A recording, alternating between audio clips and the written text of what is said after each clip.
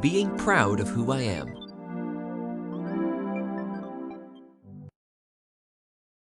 Being proud of who we are means we accept ourselves. We love ourselves as we are. This is also called having a strong sense of self-worth. This includes embracing our strengths and forgiving our weaknesses. These traits are part of who we are and what make us unique. We are all valuable, even if we feel alone in our struggles.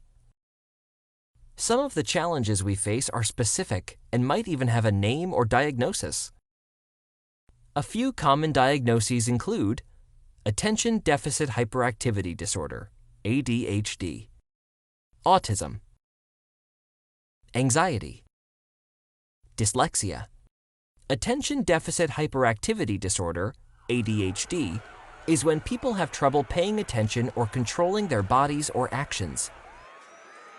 ADHD is common, and many people use strategies and/or medicine to improve their focus.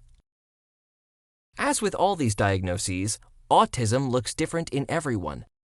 Some of the most common differences are how one experiences their environment, including the impact of light and noise, as well as communicating and socializing with others. It's important to learn about the different ways we all like to communicate. Many people experience anxiety. This is when feelings of worry or fear are so intense that they begin to impact daily life, like their school, home, and social life. There are many strategies we can use in our daily lives to help us when we experience anxiety. Dyslexia is a learning difference that makes it challenging for someone to read or write. Dyslexia does not reflect intelligence. It's just a difference in how your brain takes in information. We are here to remind you that you are more than a diagnosis. Your challenges help create the person you are, and you should be proud of that person. Just like you might tell a friend more things about you, you may choose to share your diagnosis. This is a personal choice. Some people might feel more comfortable with others when they are open and honest with their challenges. Some people would rather keep their diagnosis private. This is fine too. There is no right or wrong way. If we decide to share our diagnosis with others, here are a few helpful tips to make it a more comfortable experience for you. Your diagnosis or challenges are personal information. You can use your relationship ruler to help you determine who you feel comfortable sharing your diagnosis with.